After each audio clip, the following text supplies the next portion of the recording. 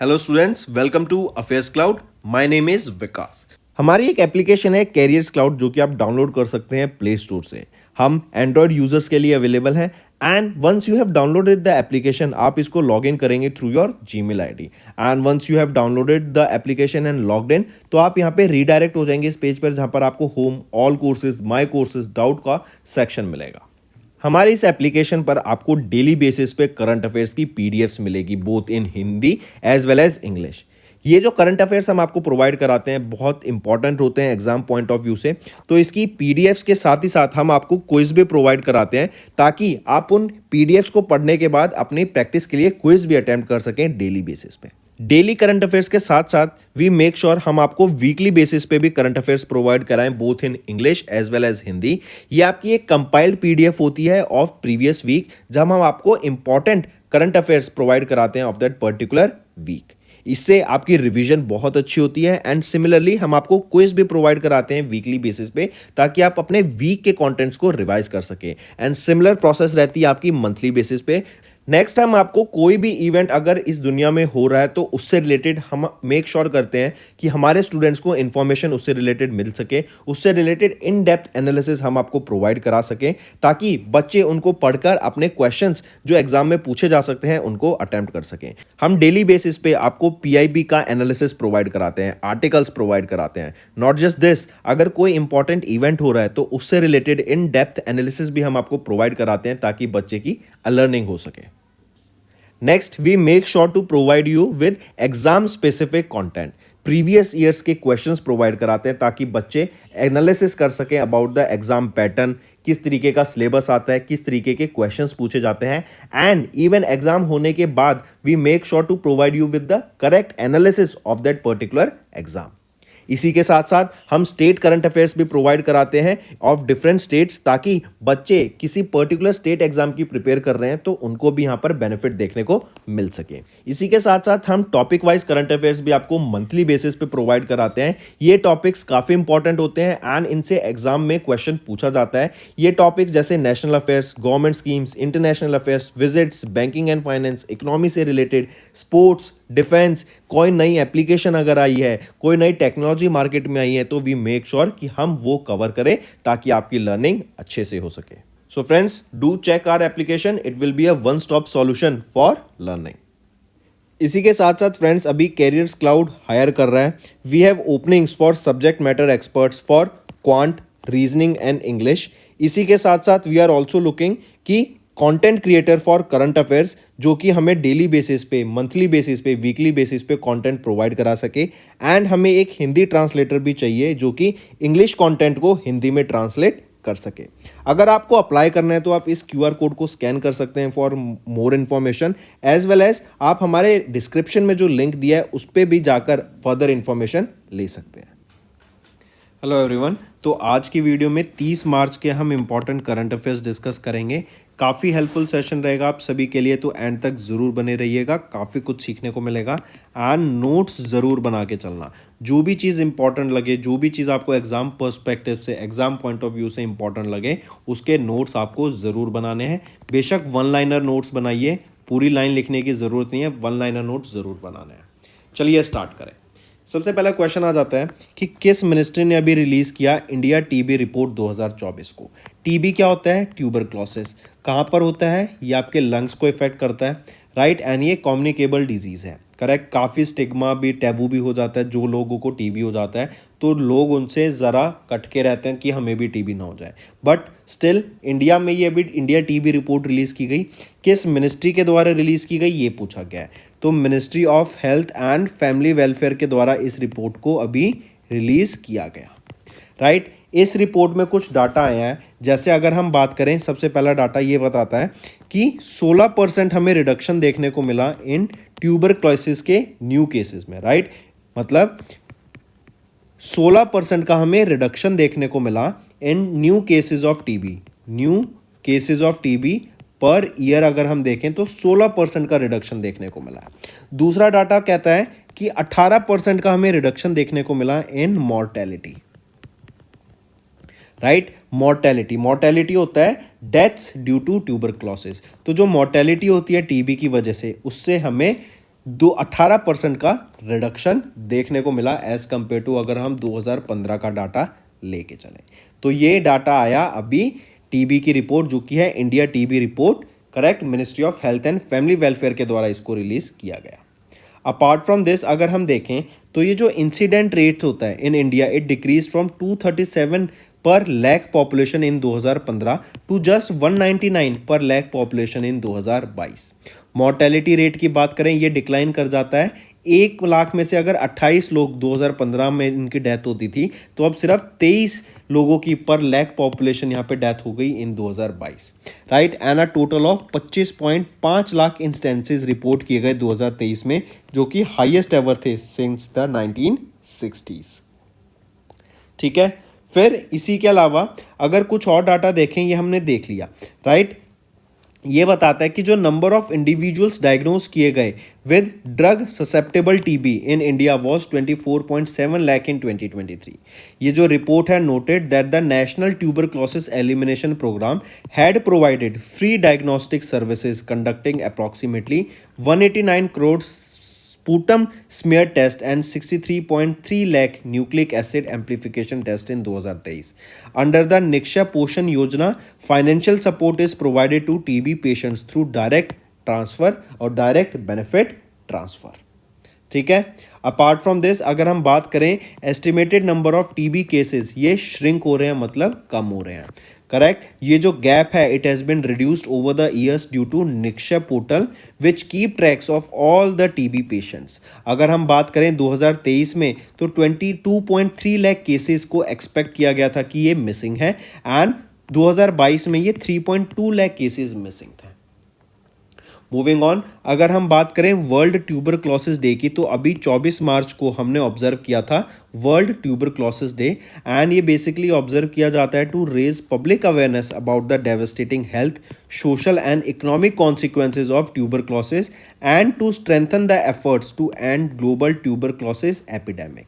इसकी थीम याद रखेंगे, थीम क्या रहेगी ट्यूबरक्लोसिस वर्ल्ड टीबी डे की, yes we can end tuberculosis. ठीक है, चलिए नेक्स्ट पे चलते हैं। नेक्स्ट आ जाता है India added how much gigawatts of solar photovoltaic manufacturing capacity in 2023। हम बात कर रहे हैं सोलर फोटोवोल्टिक मैन्युफैक्चरिंग की। तो सोलर फोटोवोल्टिक मैन्युफैक्चरिंग और एक हो जाती है सोलर सेल मैन्युफैक्चरिंग, इन दोनों का डाटा देखते हैं। अगर हम सबसे पहले देखें तो सोलर फोटोवोल्टिक मैन्युफैक्चरिंग में हमने कितना ऐड किया, तो 24 गीगावाट का हमें एडिशन यहां पर देखने को मिला इन 2023, करेक्ट। ये डाटा रिलीज किया गया states of solar photovoltaic manufacturing in India 2024 की रिपोर्ट, जो कि मर्कम इंडिया के द्वारा रिलीज की गई, एंड इंडिया ने ऐड करा 24 gigawatts of solar module and cell capacity in 2023। यहीं पर अगर हम देखें इन दिसंबर इंडिया का जो टोटल सोलर मॉड्यूल कैपेसिटी था it reach 64.5 gigawatts with an addition of 20.8 gigawatt. Additionally जो सोलर सेल कैपेसिटी थी it increase to 5.8 gigawatt with 3.2 gigawatt addition, correct. और जो इंडिया का सोलर मॉड्यूल मैन्युफैक्चरिंग कैपेसिटी है ये प्रोजेक्ट की जा रही है, it will surpass 150 gigawatt and cell capacity is expected to reach over 75 gigawatt by 2026। अब हम बात करते हैं इंडिया की फोटोवोल्टिक मैन्युफैक्चरिंग की। तो यहाँ पे कौन सी स्टेट है जो कि टॉप या फिर बेस्ट परफॉर्म कर रही है, तो गुजरात वो स्टेट है जो कि 46.1% of the solar photovoltaic manufacturing करती है इन इंडिया, राइट। और ये दिसंबर 2023 का डाटा है। इसके बाद गुजरात के बाद आ जाता है राजस्थान, राजस्थान के बाद आ जाता है तमिलनाडु। गुजरात 46.1% हैंडल करती है, Rajasthan 9.3% of solar photovoltaic manufacturing और तमिलनाडु में 7.6%। अगर मैं सोलर सेल मैन्युफैक्चरिंग की बात करूं, सोलर सेल प्रोडक्शन की बात करूं, तो कौन सी स्टेट में है जो टॉप कर रहा है यहाँ पे, वो है तेलंगाना। तेलंगाना में सबसे ज़्यादा सोलर सेल प्रोडक्शन देखने को मिलता है 39% वर्ल्ड वाइड। तेलंगाना के बाद आ जाता है गुजरात एंड गुजरात के बाद आ जाता है Himachal Pradesh, right. Take a note of this. फिर यहाँ पर आप देख सकते हैं Gujarat, it leads India's photovoltaic manufacturing capacity with 46.1% of the India solar module capacity in December 2023, followed by Rajasthan and Tamil Nadu with 9.3 and 7.6%, और तेलंगाना ये highest annual solar cell production capacity है 39% वर्ल्ड वाइड। फिर इसके अलावा जो न्यू मैन्युफैक्चरिंग कैपेसिटी है in 2023 was mainly due to the domestic demand for anticipated return of the approved list of modules and manufacturers orders in April 2024 and potential export prospects. जो the top 10 manufacturers हैं they accounted for 62% of the module and 100% of the cell production capacity by December 2023 and around 60% of the module manufacturing capacity could produce solar modules in M10 and G12 wafer sizes. Next आ जाते हैं, next news है confederation of Indian industry CII and किस organization ने मिलकर अभी memorandum of understanding एक sign किया to train Indian workforce for global employability, right. जो आज की स्किल्स हैं, राइट, जो हमारी 21st सेंचुरी स्किल्स हैं जैसे artificial intelligence, machine learning, internet of things, entrepreneurship के बारे में, मार्केटिंग स्किल्स, राइट, सेल्स के बारे में, ये सारी स्किल्स सिखाने के लिए CII इन्होंने अभी एक MOU साइन किया ETS के साथ। ETS क्या है? Educational testing service, right, ETS India के साथ। ETS इंडिया ये एक सब्सिडरी है ETS USA की, मार्क एक तो ये ध्यान में रखेंगे, राइट। एंड इन दोनों के बीच में MOU साइन हुआ ताकि इंडियन वर्कफोर्स को ट्रेन किया जा सके, उनको स्किल्स प्रोवाइड किया जा सके ताकि जो ग्लोबल स्केल पे वो एम्प्लॉयमेंट रेडी हो सके। ETS की बात करें तो ये आपके एग्जाम्स कराती है जैसे TOEFL, GRE, ये एग्जाम्स ETS इंडिया के द्वारा ही ऑर्गेनाइज कराए जाते हैं। मूविंग ऑन, जैसे आप देख सकते हैं ETS इंडिया ये सब्सिडरी है ETS USA की and ETS India they offers assessment exam जैसे TOEFL, GRE test. Moving on, next है यूनेस्को ने ऐड किया how many new geoparks को to UNESCO global geoparks network. ये geopark क्या होता है? जियो पार्क एक रिस्ट्रिक्टेड एरिया होता है जहाँ पर हम culture, education, research and development इन सारी चीज़ों को प्रमोट कर सकते हैं एंड हमारे हेरिटेज को मेंटेन करने का ये काम करता है, राइट। तो जियो पार्क्स अभी रिसेंटली यूनेस्को ने ऐड किए how many new geoparks to UNESCO global geopark network. तो अभी टोटल 18 नई साइट्स ऐड की गई जियो पार्क्स की। ये नई साइट्स कहाँ पर हैं? Brazil, China, Croatia, Denmark, Finland, France, Greece, Hungary, Poland, Portugal, Spain, right, and they were added to UNESCO global geoparks network, ठीक है। एंड विद दिस जो total number of geoparks बन गए in the network वो है 213 इन 48 countries, right. फिर यहीं पे अगर हम देखें तो कुछ पार्क्स जैसे श्लेल्डा डेल्टा ये Belgium and kingdom of Netherlands में है, उब्राबा ये ब्राज़ील में है, एंशी ग्रैंड कैनियन ये चाइना में रहेगा। फिर ये जो UNESCO global geo park destination है ना, ये इंस्टीट्यूट की गई 2015 में and this designation, not destitution, designation, this designation that global geo park, UNESCO global geo park ये एक्नॉलेज करती है geological heritage of global significance and ये जो जियो पार्क है ये बेनिफिट करता है लोकल कम्युनिटीज़ को by conserving geological heritage by promoting public outreach and sustainable development. यहीं पर अगर मैं यूनेस्को की बात करूं, यूनेस्को के डायरेक्टर जनरल कौन रहेंगे? ऑड्रे ऑजले। हेडक्वार्टर क्या रहेगा? Paris, France. और पेरिस फ्रांस में अगर आपको याद हो तो इस बार ओलंपिक गेम्स होंगे in the month of July, right. और यूनेस्को को इस्टेब्लिश कब किया गया था? 1945 में एंड ये it came into force in 1946, came into force. फिर इसके अलावा ये इंपॉर्टेंट न्यूज़ है, मार्क करके चलेंगे। अभी इंडिया ने नॉमिनेट किया मराठा मिलिट्री लैंडस्केप जो कि एक नेटवर्क है 12 फोर्ट्स का across Maharashtra and Tamil Nadu for inclusion in UNESCO world heritage list for 24-25 under the category of cultural sites. काफ़ी इंपॉर्टेंट, मार्क करके चलेंगे। आई रिपीट, इंडिया ने नॉमिनेट किया मराठा मिलिट्री लैंडस्केप को, जो कि एक नेटवर्क है 12 फोर्ट्स का across Maharashtra and Tamil Nadu states. Question ऐसे भी पूछ सकते हैं कि ये जो मराठा मिलिट्री लैंडस्केप है ये किस स्टेट में है? ये महाराष्ट्र और तमिलनाडु में आता है। 12 फोर्ट्स इसके अंडर आते हैं और इसको UNESCO world heritage list for 2024-25 में ऐड किया गया under the category of cultural sites. Right, next आ जाता है which bank are authorised by RBI to import only gold. अगर हम बात कर रहे हैं ओनली गोल्ड की तो 3 बैंक्स ऑथराइज्ड हैं, Indian overseas bank, Punjab national bank and union Bank of India. तो ये वो तीनों बैंक है जो ऑथराइज किए गए हैं to import only gold. Right, only gold की बात कर रहे हैं। अगर हम बात करें गोल्ड एंड सिल्वर तो 11 बैंक है जिनको ऑथराइज किया गया जो कि इंपोर्ट कर सकते हैं बोथ गोल्ड एंड सिल्वर को। ठीक है, फिर इसके अलावा याद रखेंगे अगर हम बात करें लिस्ट ऑफ बैंक्स की तो आप देख सकते हैं Indian overseas bank, Punjab national bank and union Bank of India.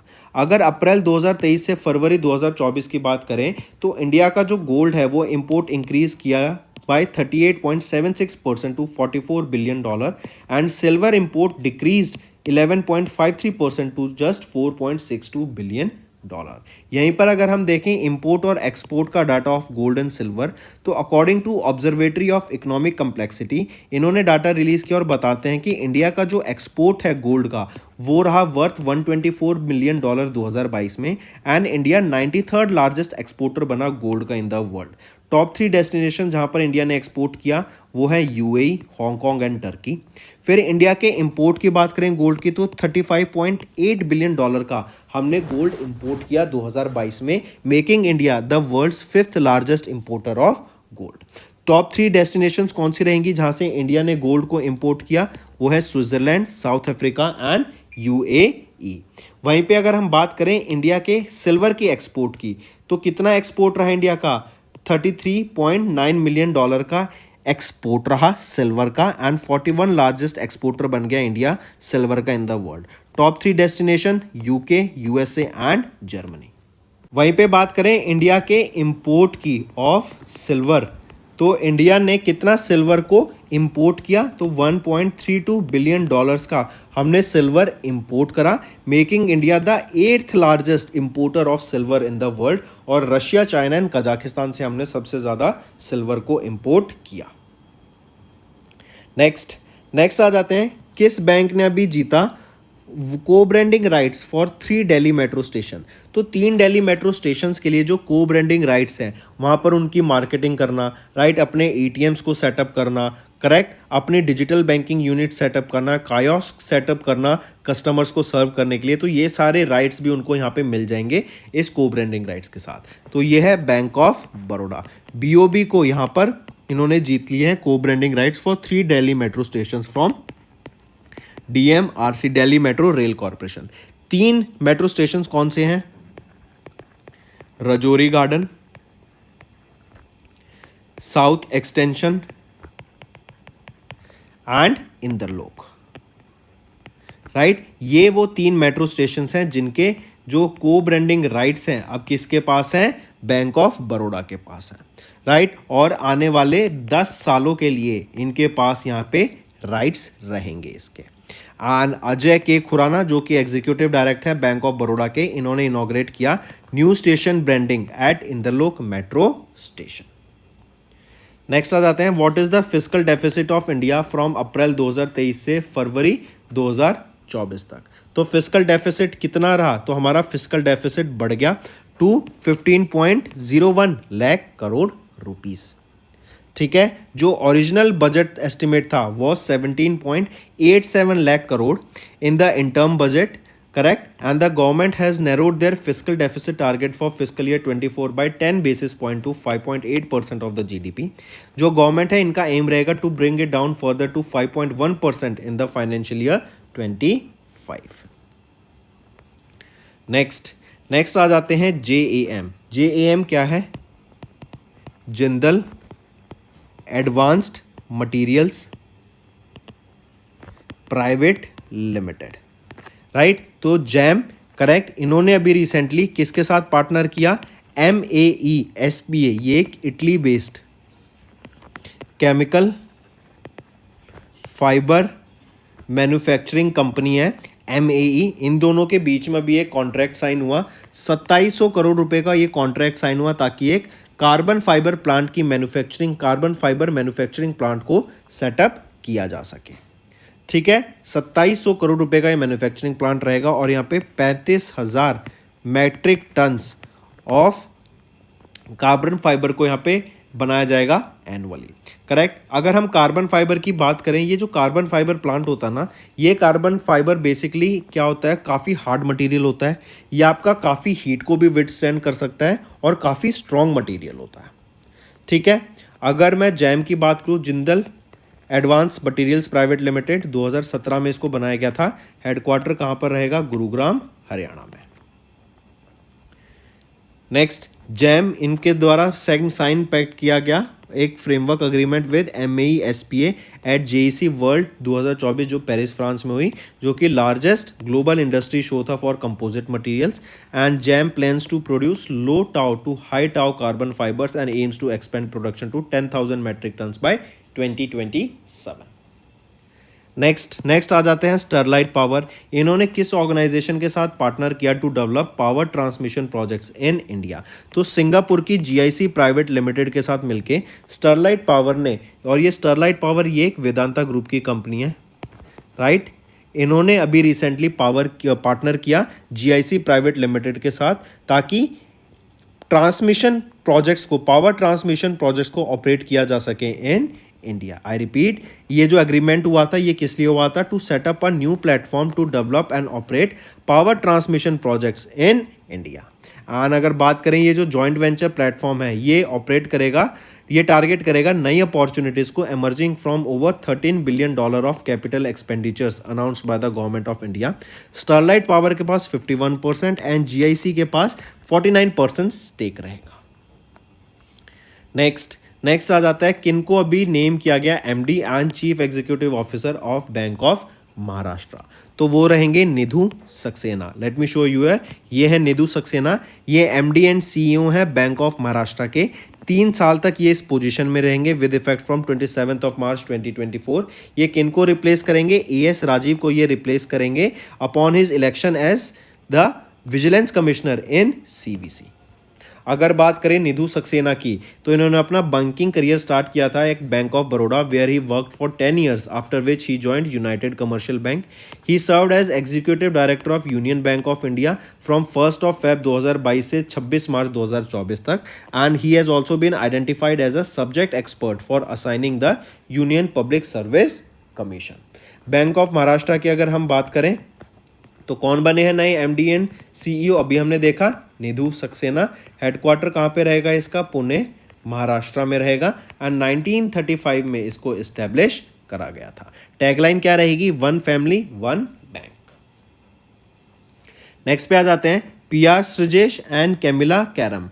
PR Sreejesh and Camila Caram, Indian goalkeeper PR Sreejesh and Chilean women's hockey team player Camila Caram, इन दोनों को अपॉइंट किया गया as co-chairs of the FIH new athlete committee के।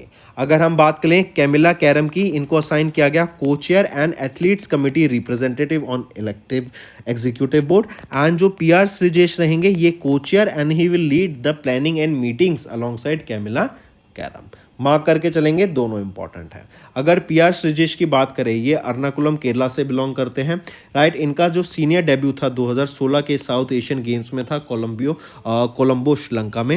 And so फार इन्होंने 3 Olympic games में represent किया, 2012 London में, 2016 के रियो में और 2020 के टोक्यो ओलंपिक गेम्स में। इन्होंने गोल्ड जीता 2014 के एशियन गेम्स में, bronze at the 2015 FIH hockey world league final Raipur Chhattisgarh में, bronze at 2020 Tokyo Olympic games and gold at 2022 के एशियन गेम्स जो कि ह्वांगझो चाइना में हुए। फिर इनको 2015 में अर्जुन अवार्ड से, 2017 में पद्मश्री अवार्ड से, 2021 में world game athlete of the year से एंड 2021 में ही मेजर ध्यानचंद खेल रत्न अवार्ड से भी इनको सम्मानित करा गया।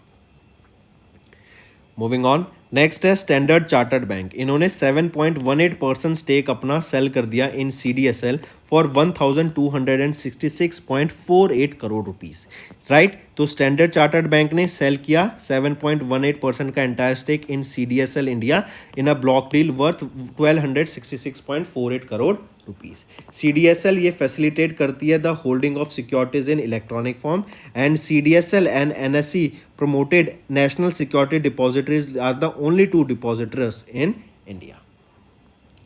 मूविंग ऑन, नेक्स्ट आ जाते हैं स्काईरूट एरोस्पेस। ये हैदराबाद बेस्ड एक एरोस्पेस कंपनी है, करेक्ट। इनका हेडक्वार्टर कहाँ पर है? हैदराबाद में। एंड इन्होंने अभी recently stage 2 of the Vikram 1 space launch vehicle का, I repeat, stage 2 of the Vikram 1 space launch vehicle को अभी टेस्ट फायर किया गया, जिसका नाम कलम 250 रहेगा, राइट। ये कलम 250 की अगर हम बात करें, ये एक high strength carbon composite rocket motor है।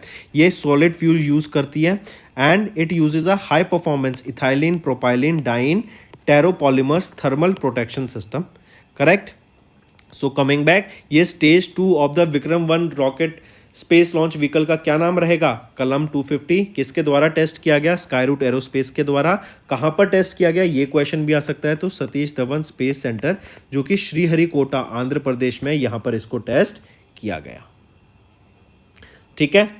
नेक्स्ट पर आते हैं, तेजस मार्क 1A फाइटर एयरक्राफ्ट, इसने अपना कंप्लीट किया first flight in Bangalore Karnataka. I repeat, Tejas mark 1A fighter aircraft, इन्होंने अपना पहला maiden flight test from Hindustan aeronautic limited facility in Bangalore Karnataka से अपना पहला फ्लाइट टेस्ट पूरा करा। एंड हॉल के चीफ टेस्ट पायलट कौन है? ग्रुप कैप्टन के वेणुगोपाल रिटायर्ड, इनके द्वारा ये टेस्ट किया गया, करेक्ट।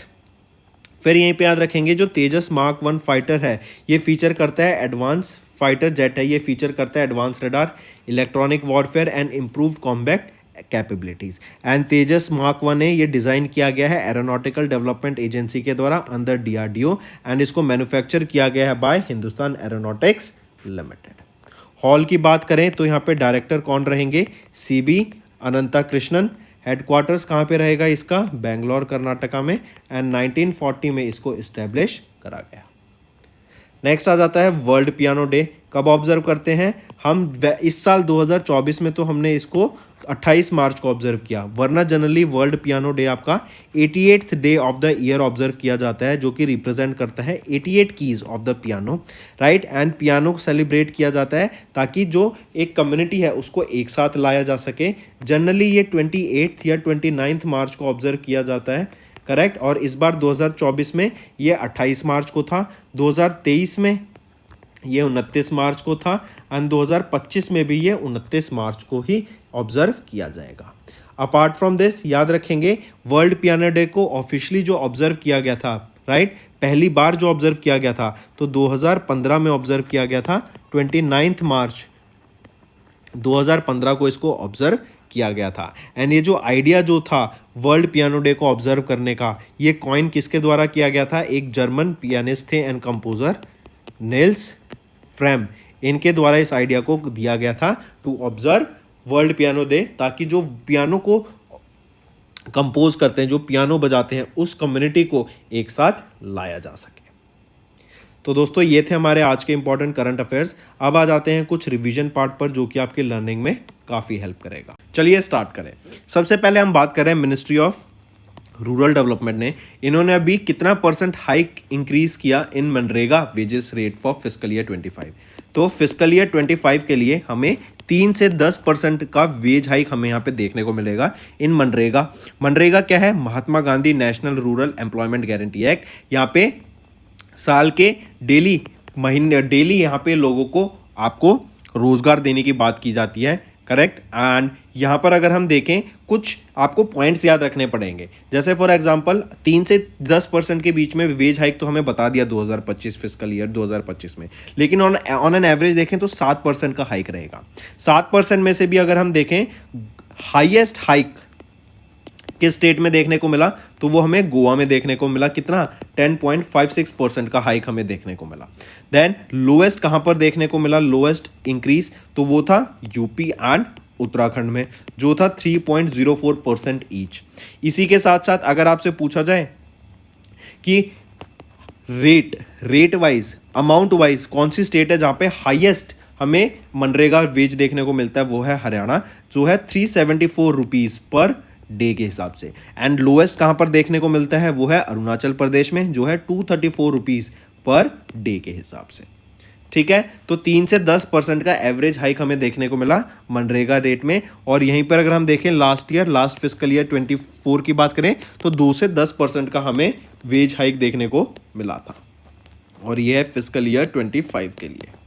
किस ऑर्गेनाइजेशन ने अभी ओपन किया Indian subsidiary aerospace services India को? तो ये जो एरोस्पेस सर्विसेज इंडिया है, ASI, ये लोकेशन क्या रहेगी? न्यू दिल्ली में इसको सेटअप किया गया है। एंड ये जो आपकी सब्सिडरी है, याद रख के चलेंगे, ये एक OEM की तरह काम करेगी, ओरिजिनल इक्विपमेंट मैन्युफैक्चरर का काम करेगी for medium range surface to air missile system के लिए, जो कि Indian Army, Indian Navy, Indian air force, तीनों फोर्सेस हमारा यूज करेंगे, राइट। तो medium range surface to air missile के लिए OEM का काम करेगी ये एरोस्पेस सर्विसेज इंडिया की। ये एक इंडियन सब्सिडरी है, किस ऑर्गेनाइजेशन की? इजराइल एरोस्पेस इंडस्ट्रीज की। और ये जो medium range surface to air missile है, DRDO and Bharat dynamics limited के द्वारा मिलकर इसको डेवलप किया गया था। अकॉर्डिंग टू UNDP नहीं, according to United Nation environment programme, इनके द्वारा भी एक रिपोर्ट रिलीज की गई जिसमें बताया गया कि ग्लोबली अगर हम देखें तो हम कितना फूड वेस्ट किया हमने 2022 में। तो अगर हम 100 फूड प्रोड्यूस करते हैं तो 100 में से 19 फूड ऐसे था जो हमने वेस्ट किया। That means 19% of the food जो हमने प्रोड्यूस किया 2022 में, वो हमने वेस्ट कर दिया। नेक्स्ट एक चीज और याद रखेंगे, अभी किस ऑर्गेनाइजेशन को RBI पेमेंट एग्रीगेटर लाइसेंस मिला? तो दो ऑर्गेनाइजेशन को मिला, innovative payments and Concerto software. इन दोनों को भी recently RBI payment aggregator licence मिल गया। चलिए नेक्स्ट पे आते हैं फिर मॉर्गन स्टैनली। मॉर्गन स्टैनली ने अभी इंडिया की जो GDP ग्रोथ है उसको एस्टिमेट किया, उसको इंक्रीज कर दिया। पहले ये प्रोजेक्ट कर रहे थे कि इंडिया ग्रो करेगा 6.5% से इन फिस्कल ईयर 25, लेकिन अब इस प्रोजेक्शन को बढ़ा के कितना कर दिया है? 6.8% कर दिया है, राइट। मार्क करेंगे, 6.8% बढ़ा दिया है फ्रॉम 6.5% मॉर्गन स्टैनली के द्वारा फॉर फिस्कल ईयर 25। अगर मैं देखूं for the fourth quarter of fiscal year 24, India is expected to grow by 7.9%। ये जनवरी से लेके मार्च का जो भी डाटा आएगा उसमें हमें पता लगेगा, ठीक है। और यहीं पे अगर हम इन्फ्लेशन देखें तो 4.5 से 5.2% के बीच में यहाँ पे इंडिया में जो इन्फ्लेशन डाटा है it is expected to remain. Who has been sworn in as the judicial member of Lokpal? Lokpal क्या होता है? लोकपाल याद रखेंगे, ये एक एंटी करप्शन बॉडी है, एंटी करप्शन बॉडी, एंड ये first of its kind anti corruption body है इंडिया की, करेक्ट। एंड इस लोकपाल में एक चेयरपर्सन होता है एंड 8 मेंबर्स होते हैं। और ये जो 8 मेंबर्स होते हैं इनमें से 50% आपके जुडिशियल मेंबर्स होते हैं, राइट। तो अभी जुडिशियल मेंबर अपॉइंट किए गए हैं, कौन? वो है जस्टिस ऋतुराज अवस्थी। नेक्स्ट आ जाते हैं, who has been appointed as United Nation security general special representative in United Nation disaster risk reduction. तो कमल किशोर को यहाँ पे अभी SBI म्यूचुअल फंड ने कितना % स्टेक एक्वायर किया इन सविता ऑयल टेक्नोलॉजीज? तो SBI म्यूचुअल फंड ने 3% का स्टेक यहाँ पे एक्वायर किया in Savita oil technologies, right, via block deal. And यहाँ पे SBI म्यूचुअल फंड ने शेयर्स बॉट किए at a price of 408 rupees per share, correct. And इससे पहले याद रखेंगे जो SBI म्यूचुअल फंड है and HDFC mutual fund has a 7.4% stake apart from SBI, मतलब SBI म्यूचुअल फंड के अलावा HDFC mutual fund they have a stake of 7.4% in Savita oil technologies. And ये जो सविता ऑयल है ये मुंबई महाराष्ट्र बेस्ड एक मैन्युफैक्चरर एंड डिस्ट्रीब्यूटर है ग्रीस का, industrial oil, petroleum products and transformer oils का। नेक्स्ट आ जाते हैं यूनहाई 302। ये एक सैटेलाइट है जो कि एटमॉस्फेरिक एंड स्पेस एनवायरनमेंट को मॉनिटर करने का काम करती है। ये यूनहाई 302 सैटेलाइट किस कंट्री की सैटेलाइट रहेगी? ये चाइना की सैटेलाइट है। एंड उस रॉकेट का नाम बताओ जिस रॉकेट की मदद से इसको स्पेस में लॉन्च किया गया। तो वो है लॉन्ग मार्च 6, राइट। ये लॉन्ग मार्च के 6 रॉकेट कैरियर है, चाइना का है। यूनहाई 302 सैटेलाइट चाइना की है एंड ये लॉन्च की गई थी for atmospheric and space environment को मॉनिटर करने के लिए।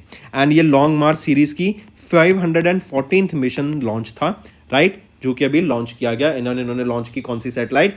यूनहाई 302 सैटेलाइट। नेक्स्ट आ जाते हैं स्टार बर्स्ट एक्सेलरेटर। इन्होंने भी पार्टनर किया किस आईआईटी के साथ? एंड एक एमओयू साइन किया ताकि एक 100 बिलियन यूरो का स्टार्टअप हब सेटअप किया जा सके, राइट।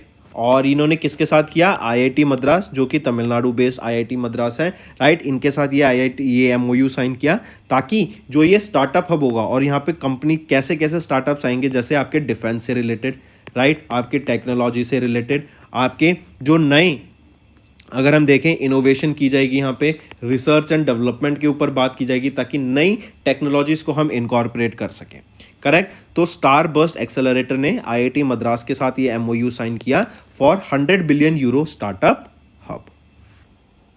नेक्स्ट आ जाते हैं होमवर्क सेक्शन पर। पहला, समक्का सरालम्मा जतारा, ये एक ट्राइबल फेस्टिवल है, किस स्टेट में ऑब्जर्व किया गया? Second, where was the maritime technical exposition MTEX 24 inaugurated? तीसरा, bagless school initiative recently seen in news is introduced by which state? And चौथा, the Nilgiri marten recently seen in news is endemic to which one of the following regions of India? And पांचवा, recently scientist discovered the world's largest snake in which forest? तो ये 5 आपके homework questions रहेंगे friend. Maximum to maximum मुझे participation चाहिए सभी बच्चों से जो ये वीडियो देख रहे हैं, right. That's all for the day, friends. I hope you enjoyed the session, and you can follow us on the YouTube channel, as well as apart from YouTube channel, you can go and follow us at Affairs Cloud Telegram channel. And if you have any queries related to the content or the of courses offered to you or the payment which you did on the application, you can contact us on the number provided, that is 7677333862. Apart from this, friends, you can follow us on the Facebook as well as on Instagram handle, that is affairscloud_official. In the end, friends, if you use a code that is Vikas10, you will be getting an additional extra 10% discount by using this code Vikas10. Also, if you have any problem regarding the course purchase, any problem regarding to our application, you can contact us on the mobile number, that is 9677333862. And if you want to mail us, you can also mail us on support@affairscloud.com, and I assure you that our representative from us will be contacting you soon and resolving your issue.